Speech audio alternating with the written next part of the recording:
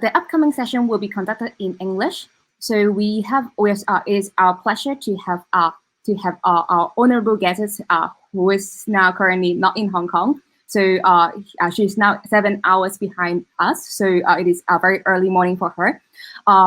Jane is currently the head of engineering from SEEK, Profile and Apply at APAC team. She's going to share with us her journey to modernize the software system. So in her topic, she will share about to modernize a very mature system is already complicated. What's more is she is going to share about how to modernize two complex systems all together in at once. So let's invite Jane to share with us about her journey. Hello, Jane. Hello, Melanie. Can you hear me? Yes. So I will pass it on to you. Perfect. Thank you so much. Yeah, hello, everyone. Good afternoon. First of all, I want to thank you, Melanie, and the organizers of DevFest for inviting me to present today. I'm really honored. And yeah, I hope everyone can see my slides okay and can hear me fine, because I don't see any one of you. It's hard for me to judge the feedback. Yeah. So I'd like to talk to you about our journey to modernize our software systems. And at first, I want to talk a little bit about myself. So although right now I'm not in Hong Kong, I actually lived in Hong Kong for over 3 years by now. And to prove that, I have a couple of pictures for you.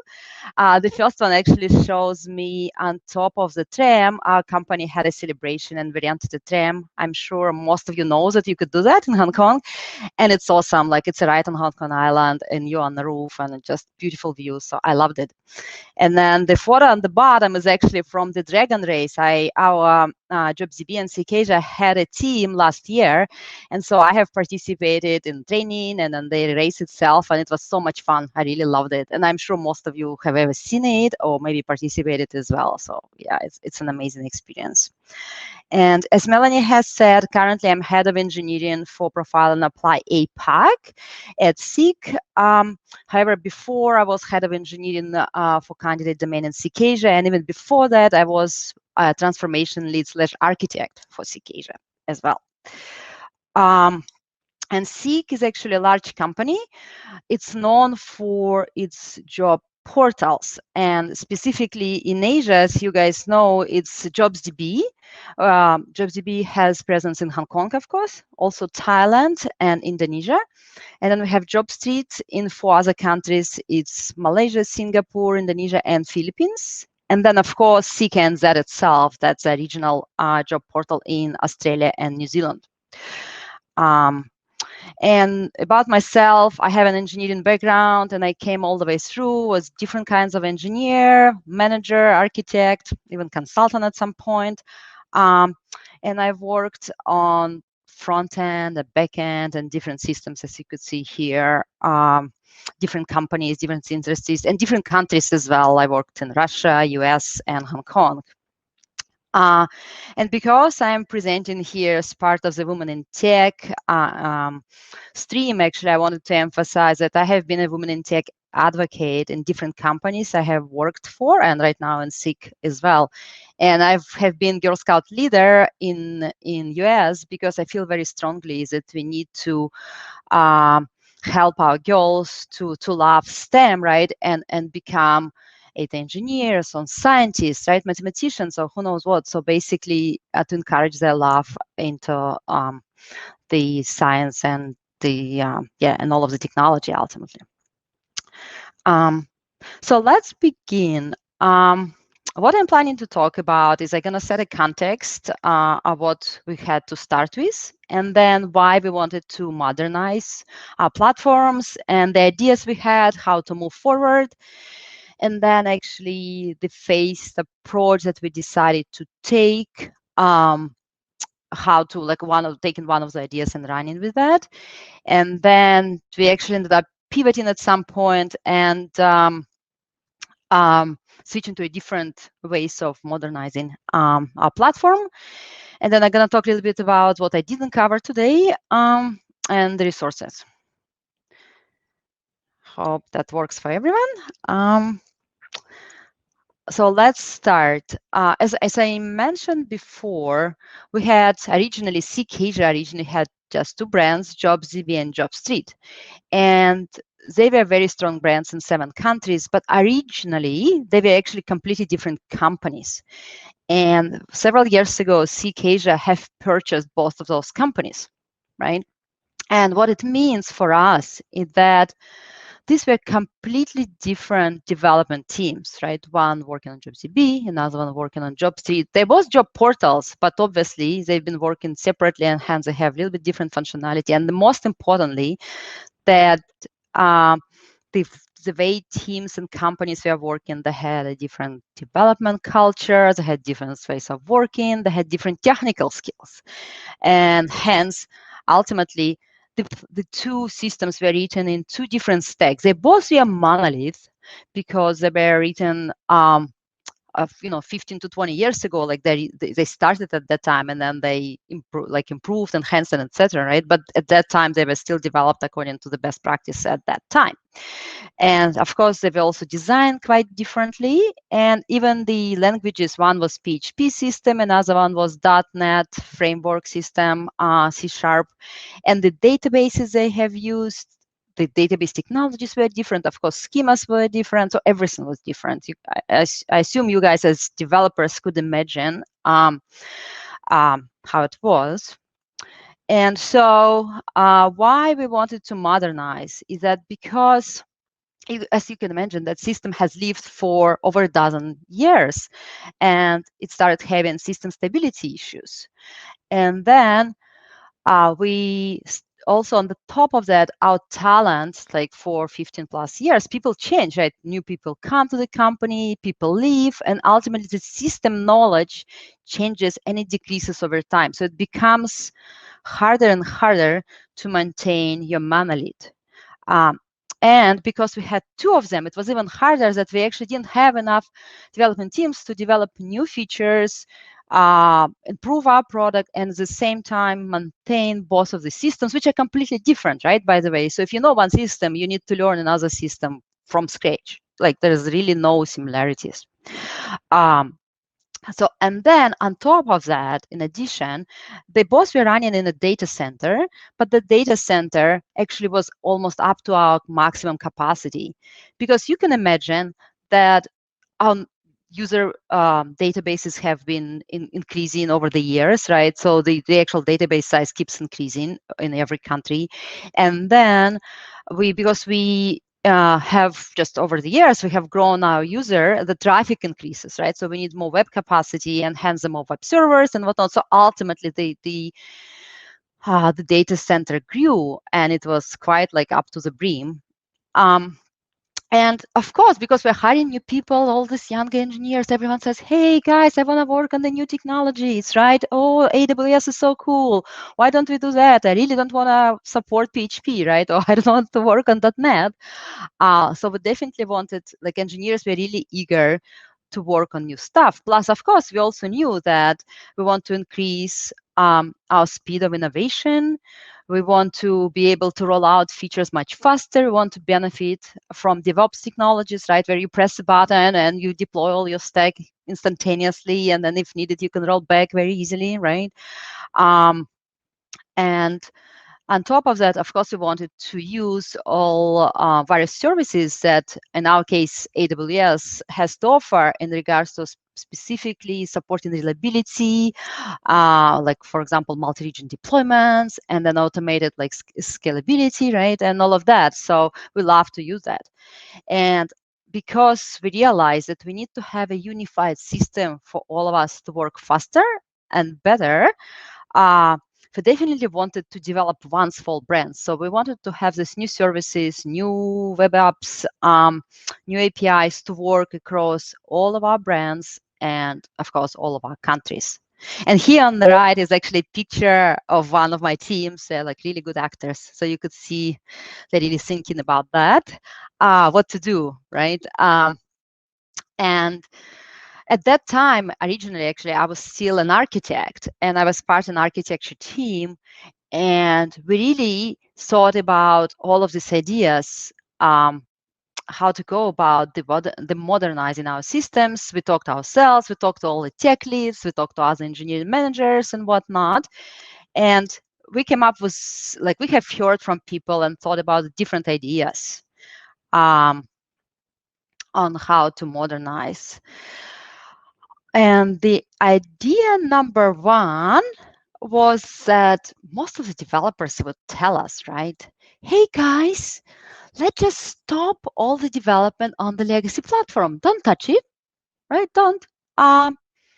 And we will just all go and start thinking, architecting, and designing for a new system, right? And in that process, because we're going to put everything on AWS, we're going to also upskill ourselves and learn all these wonderful technologies.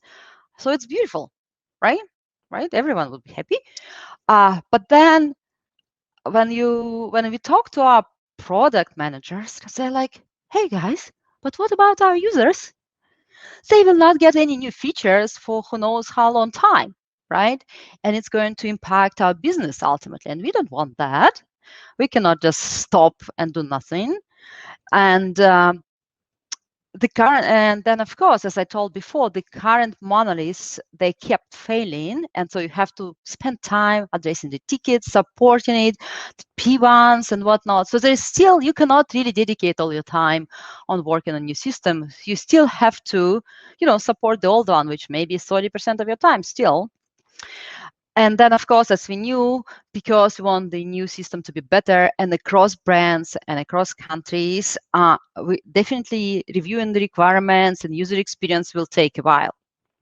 And on top of that, when we ask developers, oh, hey guys, how long it's going to take for you to develop this, right? No one can answer this question because it's really hard. The system is not a straightforward system. It actually has so many different modules, different functionalities, business rules. And even if you think about job portal, I'm sure you have used one before. There's a homepage with a lot of information. You could subscribe to a mailing list. You could look at recommendations. Then there is search. Then you could look at job ad details. Then you apply. Then you have your whole user profile. There's a lot of different functionality there.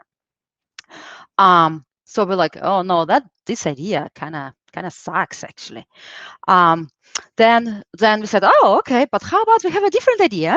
How about we create one amazing team that would architect, design, and develop a brand new system still, and they will learn AWS in the process, right? This is all cool. We'll just send them into the blue sky and they will do their job. And then all other teams will still maintain the existing platforms, first of all, right? So support and all of that, reliability. And they will continue working with product and user experience and create new value on the existing platform for now, so that we are not stale, so we're improving. But someone can work on the brand new system. But then when you look at the cons of that idea, finalizing the requirements and UX will still take a long time, right? Because we still want the new system to be cross-brand with latest functionality and brand new user experience, which is beautiful, right? And even if we have one single team that wants to develop this new shiny system, again, when we ask, okay, so how long will it take for, I don't know, 7-8 engineers to develop it? Again, people couldn't estimate, as I said before, because the system is so large, and even our knowledge in legacy was not the best, right? It was patchy in some places. So it's actually quite hard to even estimate, even if you try to. And as you know, even if you come up with a guesstimate, it will be far from reality. And the worst part of this whole idea was that it will create an artificial split between developers. There will be developers who are working on the brand new shiny things and microservices and all the, modern technologies. But then the rest will be working on legacy and PHP and .NET and data center and struggling, right? So every developer would ask me, hey, how come I'm not on this shiny team? Why am I working on legacy still and they're doing the new stuff, right? That's not fair. So this is like this artificial split between our developers, definitely not great. We didn't want to have that. So we also canned this idea. And then we came out with idea number 3. Okay, how about we will start with modernizing user experience slowly. And at that same time, we will figure out the product requirements and UX requirements in the process. And hence what we are saying is whatever you're building new, all new experience, new APIs, we are not touching legacy. We will be creating these microservices in AWS, and we will try the hardest to create that experience and those services across brands, right, and countries. And because we will be able to do that on AWS, we will ultimately upskill our teams in the process and create this new unified APIs. The idea was that when you create those APIs, they will definitely span across brands and not just, let's say, JobsDB Hong Kong. But because we're just starting with that user experience, they will underneath, they will still use our legacy APIs in our legacy applications for JobsDB and JobStreet, and hence still use existing databases to store and retrieve the user data and whatnot, and all other data we store. And then we would slowly move the APIs and databases into the cloud as well. That sounds kind of cool. And then the process, of course, that we get to the final stage, the final state of the modernization slow, right? Because we are kind of moving slowly. We are not stopping enhancements for legacy. We're just pivot, like we are kind of changing the direction of where we're doing that. Instead of legacy, we're doing it in the cloud, but still it's going to take longer time, obviously. And we also knew that teams will have to work on legacy and invest a little bit of time to improve the monitoring and stability of the legacy system. So support and maintenance is easier and faster, right? So we could move fast as well. So we said, okay, hey, that sounds quite reasonable, actually. It's okay, let's say this is our winner. Yeah, we like it.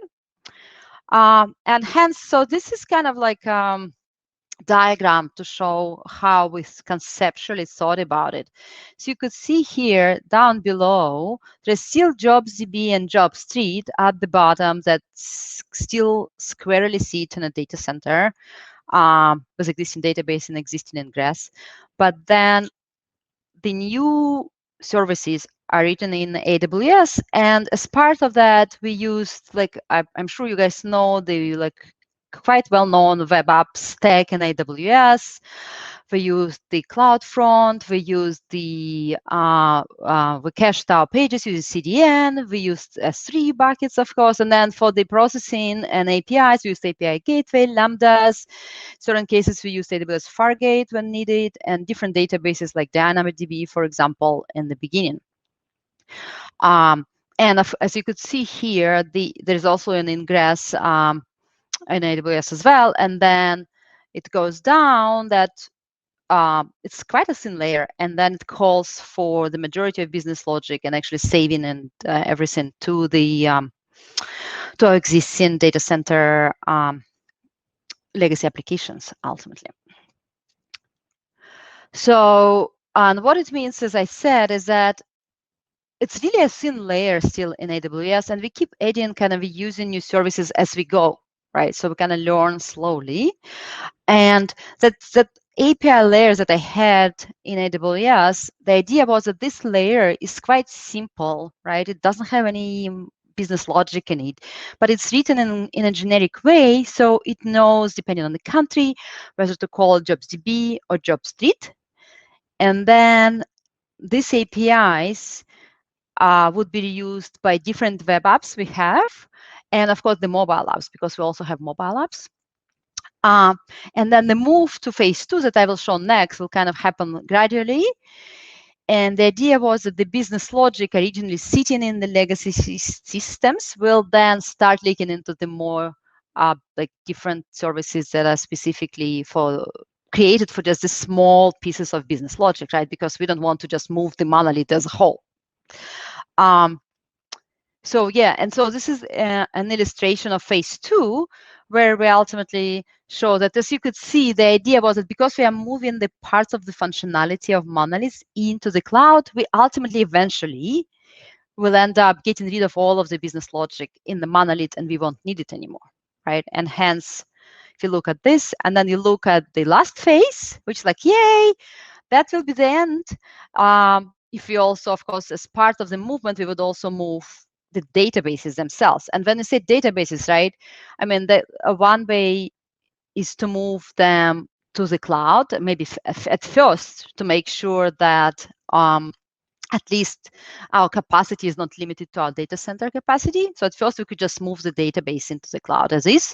But then, because we are doing this kind of detangling of our business logic and looking at our domain data, in the end, we will split the database into multiple smaller data storages that AWS supports and native to AWS, right? To provide reliability, to provide, of course, special ownership for the microservices, right? As you guys, I'm sure you have seen the Martin Fowler design pattern for that. And as you could see here again, this is a picture of the same teams, like, yeah, we could do that. So this all sounded really good, but the whole thing actually didn't happen. So we started implementing phase 1, and it's actually phase plus, I would say, 1 plus. But it has shown that there are many differences between brands and unified UX, and requirements are hard, and it actually do take a long time, as we kind of thought about it. And then on top of that, when we started working on those APIs, the cross-brand and cross-country experience, it takes thought to implement, right? So at first, our engineers tried, okay, we'll just do it for Hong Kong. Oh, okay, we implemented, it's all good. But the moment you say, oh, but how about Thailand? Or how about Job Street? That API, oops, we didn't code it well. We didn't design it well, right? So you kind of need to redesign, refactor this whole thing. So it took us quite a long time to adopt to another country and brand. And it was a good lesson that actually you need to think ahead of time, right? That this is going to be my unified experience. So you need to design it properly. And then for mobile apps, it was even harder because, as you guys know, for web app, I could just deploy, and it's in 5 minutes, it's available for everyone with new functionality. And it can use new APIs, new version of APIs, because I control the APIs and I control the web experience. But the mobile app, it's not that, right? With mobile app, there are some users that have really old mobile app. So users that have the mobile app from last week, and then there are users that have mobile app from today. And hence, if I'm migrating to new APIs, not all users are on the same API. So it's very hard and takes a long time to migrate everyone, right? We pretty much need to push everyone to a new app. And when, while working on all of these new modernized systems, we also realized that our legacy APIs have bugs and there are some edge cases, and maybe in certain cases, they don't return results the way we want. Also, so what it meant is that we still ended up making some changes in legacy, right? And we really wanted not to. We really wanted not to touch legacy, but we had to, because for the full user flow, it has to work as a designed to. And so what it meant is that new services are in the cloud, and we use the new development pipelines and build pipelines that we built using Terraform and CloudFormation. And that part is beautiful. We could deploy fast, we could roll back fast, but in the legacy, when there are changes, we still need to deploy legacy in a data center, right? And that one doesn't take 5 minutes. It takes maybe an hour. So you can't really easy roll back due to these legacy dependencies. And then when you remember my picture, there was an ingress in the cloud, there was still ingress in a data center. That security became quite complicated because you really need to secure everything that you have in AWS and the user flow and ingress there. But then you still, of course, have to maintain the security in the data center. Then you need to figure out how users in our services could access our application data center in a secure way and whatnot. So there were so many possible scenarios that we had to address. And security is actually my favorite topic. I've worked on it a lot. And that's a completely different presentation that I could make about the security work. So ultimately, what it has shown to us that we're able to provide new and shiny user experience and learn AWS, but the systems is still as stable as the weakest link, and the weakest link is our legacy. And we also have seen that our talent, our engineers still need to know legacy as well as new, right? Because we still had to make changes in legacy, we still have to support it. Yeah, so like, oh, it's actually very, very slow, much slower than we expected. And even the prioritization is not clear. Are we working on this new, are we making new features? So there's always a conflict of that between the features and actually moving and trying to retire legacy as fast as possible. So we're like, hey, the now engineering leaders, and we are thought, but Seek is a large company, right? We actually could benefit from our friends in Australia, because Seek and that job portal, functionality-wise, it's very similar, just in different country. And the Seek and that at that time, they did invest time and money and resources to actually migrate majority of the experience into the cloud already. So we said, how about we save our time and save, our effort, and take what they have and then adopt it to JobsDB and then JobStreet, right? That's why I have JobsDB as a first step here. But of course, you cannot just take whatever NZ has. You have to review the requirements. We have to make sure that all the local specifics of, let's say, Hong Kong or Thailand have been taken care of. And in general, the software itself will have to become white label, right? It will need to support JobsDB and CityU and different countries and different languages as well, right? Because before, Australia was just English, quite simple. But anyway, it still would save us time because we already have something to work with. We could just enhance it. And so this picture shows conceptually how we decided to go about it. As you could see, there is this user experience layer that includes web and mobile APIs. And then there's a common layer of APIs that has all the possible APIs that are needed for our web apps. And those APIs are white label and quite generic, and they know different countries, they know different brands. And then underneath, they will use resource APIs that actually the APIs that have business logic in them. And they know how to work with a data store, like whether it's candidate data, application data, right? Job data. And as you could see, I have multiple data stores here because as I noted before, we don't want to have just the whole database, right? We want to split it and based on the business and domain logic, and ultimately each service responsible for its own data store. And so migrate this way.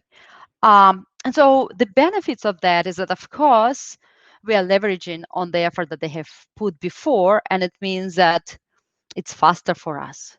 And then the reuse also helps that even though it's faster, we'll have to, like, we knew that we still have time to adopt, as I said, to different brands and countries, and of course, make improvements or just enhancements to user experience and product features if needed based on our different markets. And the way we gone about it, we had a first team that would design and develop POC. We just sent it, like, it was really given a head start of a few months. And they created the POC and said, okay, this is how we could actually move the business logic and the, for example, JobsDB data into this new data stores that we will plan to reuse. And it's possible. They really create the POC and show, yeah, it's possible. We move this piece of data. It works. So like, hey, yay. So our teams have been rearranged and ultimately unified across INZ and Asia. So every team is now APAC. And every team works on streams of work across all Asia and Australia. And having a larger organization now, working together with our colleagues in Australia, helped us to start on all fronts. So we have teams that work on improving and creating the true white label experience layer, enhancing the APIs layer. There are teams that work on business logic and migrating the databases as well. So kind of we are addressing it on all fronts and making it as a highest priority. But as you remember, I mentioned security before. So to us, security and privacy are still #1 priority. So we said we will make sure that whatever we develop, it's always the security and privacy standards in mind. And we find we're sacrificing our time for that, because that's very important, right? To have our candidate data safe. So this is about the way we've gone about the systems. But I wanted to emphasize that really it's more than that, right? That organization, the CityU organization and the 2 brands in the beginning we're going through this digital transformation really that took several years, because there were cultural differences, as I noted before, there were team differences, people, and it required people transformation. It also required changes of our development process and ways of working, right? Switch to Agile, Scrum, Kanban, and of course, DevOps, learning best practices for all of our engineers and educating them. And then it also included new ways of hiring and onboarding people. Of course, learning and development practices to upskill of our people in AWS, for example, or TypeScript or JavaScript, right? And last but not least, of course, there's a culture transformation for our leaders and the changes to the org structure. So there's a lot that I didn't cover today. That I think all of these topics require its own presentation or 2, in fact. And so I'm coming to my pretty much last slide.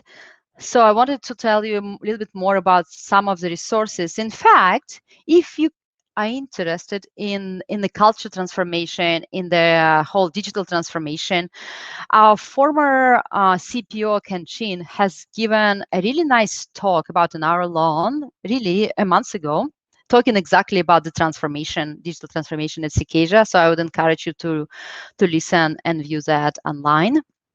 And then, as you remember, we said that we had to rearrange our teams. We had to create this new POC team and create different focuses for our teams. I actually wrote an article on Medium to talk about the self-selection process that I and a colleague of mine, David, organized. And it went really well. So if you're interested, I encourage you to read my article on Medium about that. And finally, because of ways of working, we also talked about, as part of the best engineering practice, about the definition of done, what it means to be done when you actually fully develop the feature, you test it, you create the documentation, whatnot, right? So I also wrote another article on Medium about that and how we thought about this. Yeah, and yeah, this is just link to my LinkedIn profile. Feel free to connect. I would love to hear from you. I think I'm good. I'm almost right on time, Melanie. Thank you so much. I think now it's a Q&A time, right? Yes, thank you so much, Jane. So everyone, if you have any questions, please feel free to leave your question on the YouTube comments. Cool, and I will stop sharing so I could see maybe the questions if needed. Yeah, I actually have one. This is really an interesting topic because I think in terms of the scale and also in terms of the capacity, I think it is definitely a very challenging one. My question is, so I think it's good that you guys land on the idea 4, which seems to be a very a promising one. But my question is, what is the biggest challenge that you guys have encountered during the change of the idea? For example, because the team probably have to ramp up the understanding and knowledge about the new system. What is the biggest challenge? So I think the biggest challenge are not technology. The biggest challenge are people. And what I mean by people, because originally we had, as I said, we had JobDB people and JobStreet people, and they were actually competitors in some markets. And the challenge was to bring them together. And first of all, make them work together and like to work together, right? And cooperate and be happy about it. So that was actually a big challenge, first of all, in the beginning, to make sure that, yes, we are now one company and work together one goal, right? And we have these 2 brands that are not competing anymore. We actually, yeah, we're all for that in one boat. And then the second challenge was exactly about AWS knowledge, for example, right? And we solved it, first of all, by upskilling the engineers that we had, and we had provided a lot of training to them. Actually, our organization is quite strong on training. And for example, you could sign up to different courses. We also dedicate like at least Friday afternoon for your own training. You could do either the courses, or you can read online, or you could have training within your team or whatnot. So there are different types of training and discussions you could do, and upskilling. And then as part of upskilling, when we were hiring people, we also try to hire people who already had experience with cloud technologies. Doesn't matter really Google or AWS, but with cloud technologies, and knew more about TypeScript or JavaScript, for example. So that also helped us with ultimately kind of moving faster, right? Because we wanted everyone to be sufficiently sure and sufficiently confident about their skills. And then number 3, I think, was also that's a challenge of balance between moving and modernizing and retiring legacy, but at the same time, there's a production system that runs in legacy, right? So you have to make sure you don't have P1. So if you have P1, you address it very fast. And ultimately, so we had to invest time at improving the support, monitoring, and ultimately reliability. In certain cases, we had to make some changes to the system to make it more reliable and scalable. So that's the balance. So I'd say these 3 are the most challenging, I guess, tasks that we had to deal with.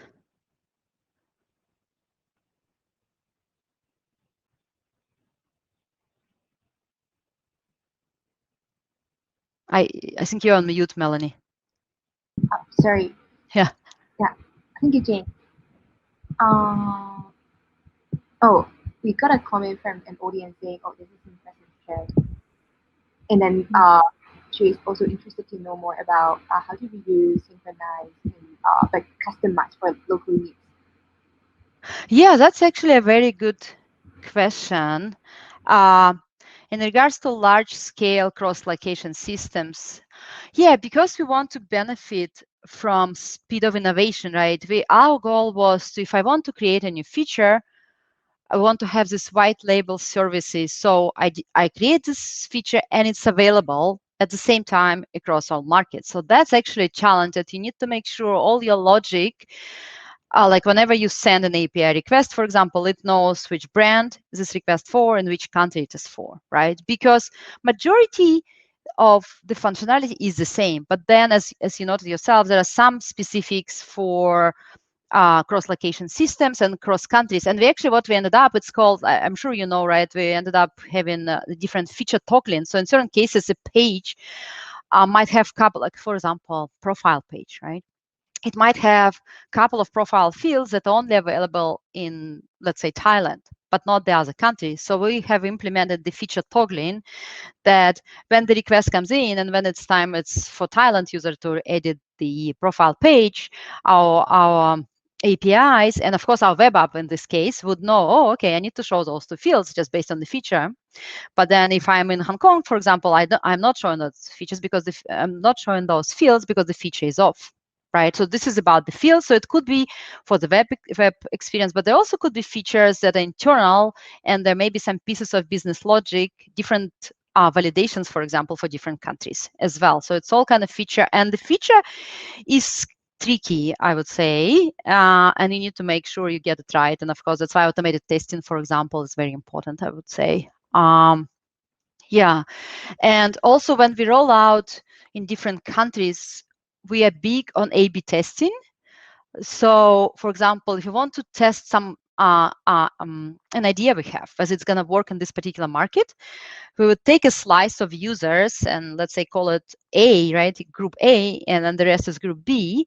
And then we would test those different users to have different cookies set. And ultimately, they would see a little bit of different user experience for the same maybe application flow. And while testing that, we will, of course, gather all the data tracking metrics, and we could look at into that. And then we see, okay, in this market, these users prefer, oh, this idea that we had in group A is maybe better by, I don't know, 5% of applications, maybe metrics, right? Or 2% of application metrics. Or maybe no, oh, it's not a good idea. Actually, our users don't like it at all, and they prefer a different way. Yeah, so I guess that's how we went about the different location. And I just want to note that this whole journey is not complete, right? As you saw in my slides, we're still in process of that. And I think, honestly, once we migrate, once we're completely done, if you think about it, that's a journey. You're not really done, right? You're never done, because at the point that you're all on the microservices architecture, you're all in the cloud, your original services that were just the first ones you created, they may be years old, right? They may be 4 to 5 years old by now. And then there's some maybe new technologies that came out of AWS, or new language, or new just ways of building software. Who knows what we're going to have in a few years, right? That part becomes legacy. And then you would want it to modernize again. So really, this whole process of modernization and refactoring wouldn't stop ever, I think, to be fair.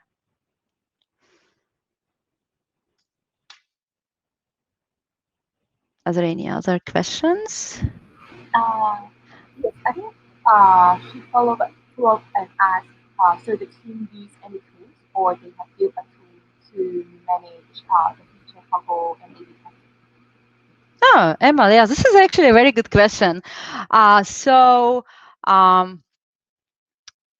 Different, because like different brands used to use different tools, and right now we are trying to kind of, because we're moving into the existing, as I said, we're using ANZ systems. They had their own feature toggling solution developed, but right now we're also looking into the vendors as well. For example, like, I don't know if you probably heard Optimizely or Launch Darkly, and we're trying to investigate which one would work for us as well. So it's kind of a work in progress ultimately to understand whether we could stick with our own solution or maybe the vendor is better. And same for A/B testing. I think these are all quite large products. You could do both A/B testing and feature toggling in the same product as well. And in Asia, regionally, we also have developed a couple of different A/B testing solutions for a little bit different purposes. And again, because now we're unifying and kind of we hope to settle on one as well. Thank you, Jane. So I think it's about time to move on to the next one. But before we move on, we want to really thank you so much for your time, and especially you get up so early at your time. Okay. Yeah, thank you so much. Have a good afternoon, everyone. It was a pleasure. Bye-bye. Bye.